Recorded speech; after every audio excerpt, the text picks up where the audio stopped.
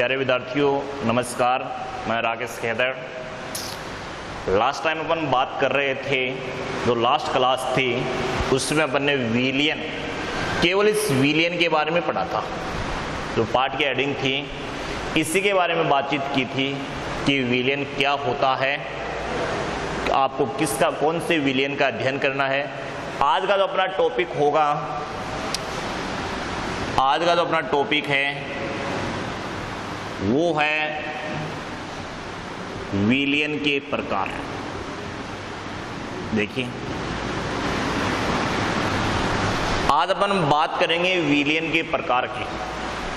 Last class में मैंने आपको बताया था, देखना कि जो विलियन होता है वो विलियन किन किन से मिलकर बनता है। विले प्लस विलायक से मिलकर बनता है। ये आपको पता होना चाहिए कि जो विलियन होता है वो विलियन विले प्लस विलायक से मिलकर बनता है। आपके सिलेबस में द्विअंगी विलियन है, इसलिए विले भी कितना होगा, एक होगा, और विलायक भी कितना होगा, एक होगा। इसके बारे में अपन बात कर चुके हैं। आज अपना टॉपिक है विलियन के प्रकार। सबसे पहला जो प्रकार है, जो आधार है, किस आधार पे बांट रहे हैं। सबसे पहला आधार है विलेय पदार्थ की मात्रा के आधार पर। देखिए, सबसे पहले अपन किस आधार पे बात कर रहे हैं। विलेय पदार्थ की मात्रा के आधार पे विलियन के प्रकार की बात कर रहे हैं। तो विलेय पदार्थ की मात्रा के आधार पर आपको कौन कौन से विलियन के बारे में पढ़ना पड़ेगा। देखिए, तनु विलियन, दूसरा होता है सांद्र विलियन, सांद्र विलियन के बारे में। तीसरा होता है संतृप्त विलियन। 4 नंबर होता है असंतृप्त विलियन, और जो 5 नंबर है वो है अति संतृप्त विलियन। देखिए, सबसे पहले आपको ये पता होना चाहिए कि विलेय पदार्थ की मात्रा के आधार पर कौन कौन से प्रकार हैं। तनु विलियन, सांद्र विलियन, संतृप्त विलियन, असंतृप्त विलियन और अति संतृप्त विलियन। इसके बारे में अपन क्या करेंगे, बात करेंगे। आपको ये पता है कि विलियन होता है वो किन किन से मिलके बनता है। विलेय और विलायक से मिलके बनता है। और जो विलियन है उस विलियन में विलेय पदार्थ की मात्रा बहुत कम होती है या अत्यंत कम होती है। तो तनु विलियन की क्या परिभाषा होगी। ऐसा विलियन जिसमें विलेय पदार्थ की मात्रा अत्यंत कम हो या बहुत कम हो। जिस विलियन में विलेय पदार्थ की मात्रा बहुत कम हो उसे आप क्या कहोगे, तनु विलियन कहोगे। तो इसकी क्या परिभाषा हो गई।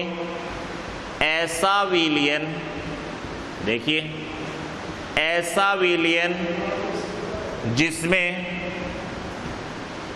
विलेय पदार्थ की मात्रा, किसकी मात्रा, विलेय पदार्थ की मात्रा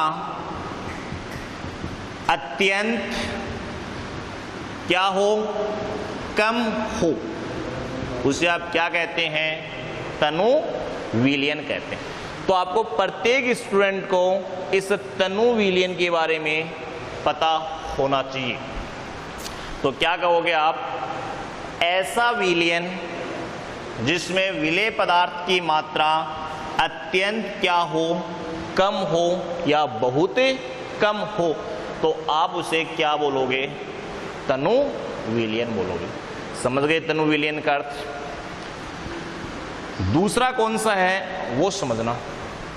दूसरा है सांद्र विलयन। सांद्र विलयन का अर्थ है कि ऐसा विलयन जिसमें विलेय पदार्थ की मात्रा, किसकी मात्रा? विलेय पदार्थ की मात्रा तनु विलयन की अपेक्षा क्या होती है? ज्यादा होती है। तनु विलयन की अपेक्षा क्या होती है? विलेय पदार्थ की मात्रा ज्यादा होती है, और जब ज्यादा होती है तो उसे आप क्या बोल देते हैं? सांद्र विलयन बोल देते हैं। समझ गए? तो इसकी परिभाषा क्या कह सकते हो? ऐसा विलयन जिसमें विलेय पदार्थ की मात्रा तनु विलयन की अपेक्षा क्या होती है? अधिक होती है, तो आप उसे क्या कहोगे? सांद्र विलयन कहोगे। इन दोनों परिभाषाओं में किसी स्टूडेंट को कोई दिक्कत है क्या? तनु विलयन में तो क्या याद रखना है? ऐसा विलयन जिसमें विलेय पदार्थ की मात्रा क्या होती है? अत्यंत कम, बहुत कम होती है, वो तो तनु विलयन है। और सांद्र विलयन के अर्थ क्या समझोगे? कि ऐसा विलयन जिसमें विलेय पदार्थ की मात्रा, विलेय पदार्थ की मात्रा तनु विलयन की अपेक्षा क्या होती है? ज्यादा होती है। तनु विलयन की अपेक्षा ज्यादा होती है विलेय की मात्रा। समझ गए दोनों? अब 3 बच गए। इन तीनों को मैं आपको पहले एक उदाहरण से समझा रहा हूं और फिर इसकी थ्योरी की बात करेंगे। देखिए, ध्यान से समझना। ये एक गिलास पानी लिया, देखना, गौर करना। ये एक गिलास पानी है, यानी जल है, और इसमें क्या कर रहे हैं? इसमें चीनी मिला रहे हैं। मैं जो बोल रहा हूं उसको समझने की कोशिश करना, तीनों परिभाषा अपने आप ध्यान आ जाएगी। एक गिलास पानी लिया और उसमें चीनी मिलाते जाते हैं, मिलाते जा रहे हैं, मिलाते जा रहे हैं, तो एक ऐसी अवस्था आएगी, एक ऐसी अवस्था आ गई, चीनी उसमें घुलना क्या हो जाएगी? बंद हो जाएगी, यानी चीनी उसमें नहीं घुलेगी। या आप घर पे भी कर सकते हो। एक गिलास लेना, उस गिलास को आधा पानी से भर लेना, फिर उसमें चीनी मिला रहे हैं, चीनी मिला रहे हैं, मिलाते जाना, मिलाते जाना, तो एक अवस्था ऐसी आएगी कि चीनी उसमें घुलना क्या हो जाएगी? बंद हो जाएगी। और जब चीनी घुलना बंद हो जाती है तो वो स्थिति है, वो स्थिति कौन से विलयन को दर्शाएगी? संतृप्त विलयन को दर्शाएगी। वो स्थिति कौन से विलयन को दर्शाएगी? संतृप्त विलयन को दर्शाएगी। तो इसका अर्थ क्या हुआ कि जल और चीनी दोनों को जब आपने मिलाया तो क्या बन गया? विलयन बन गया। बन गया क्या? विलयन। तो अब इसकी परिभाषा क्या बोलोगे? कि ऐसा विलयन, ऐसा विलयन जिसमें निश्चित ताप पर, निश्चित ताप पर विलेय पदार्थ की और अधिक मात्रा को नहीं घोला जा सकता है, तो आप उसे क्या कहोगे? संतृप्त विलयन कहोगे। यानी ऐसा विलयन जिसमें किस पर? निश्चित ताप पर विलेय पदार्थ की और अधिक मात्रा को नहीं घोला जा सकता है, और विलेय पदार्थ की और अधिक मात्रा को नहीं घोला जा सकता है, तो उसको आप क्या कहोगे? संतृप्त विलयन कहोगे। समझ गए परिभाषा?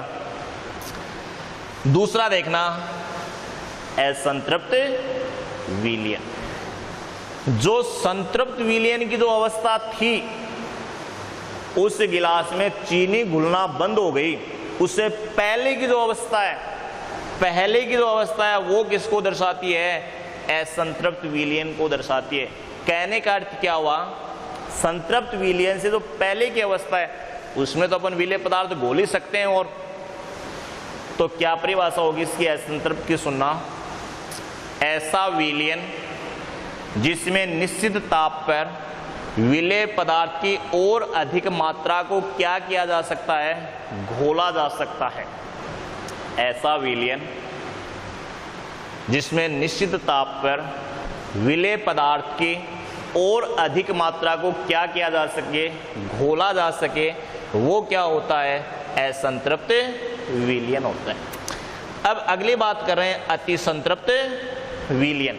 सुनिए, अति संतृप्त विलयन की परिभाषा होगी कि संतृप्त विलयन जो होता है, इस संतृप्त विलयन होता है, इससे अधिक संतृप्त विलयन में जो विलेय की मात्रा होती है उससे अधिक विलेय की मात्रा घोली जा सकती है।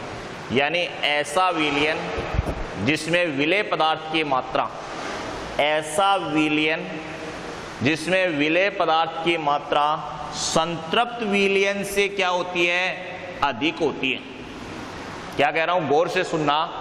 ऐसा विलयन जिसमें विलेय पदार्थ की मात्रा संतृप्त विलयन से क्या होती है, अधिक होती है। और यह परिभाषा जैसे मैंने बोली, आपके दिमाग में क्वेश्चन आया होगा कि सर संतृप्त विलयन में तो और अधिक मात्रा को घोल ही नहीं सकते और आप अति संतृप्त में संतृप्त विलयन से अधिक मात्रा को घोल रहे हो, ऐसा क्यों?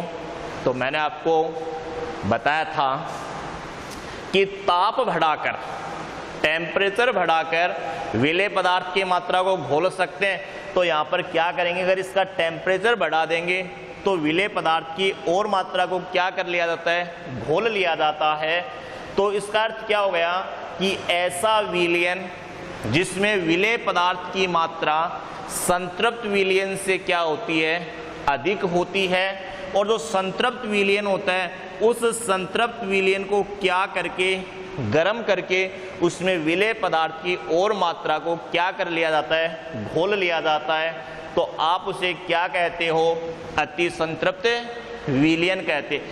ये जो अति संतृप्त विलयन जो होता है, ये अति संतृप्त विलयन क्या होता है, अस्थायी होता है। और कुछ समय बाद जो विलेय, अतिरिक्त विलेय पदार्थ की मात्रा वो अलग हो गई और विलयन वापस किस में बदल गया, संतृप्त विलयन में बदल गया। तो अति संतृप्त जो विलयन होता है वो अस्थायी होता है।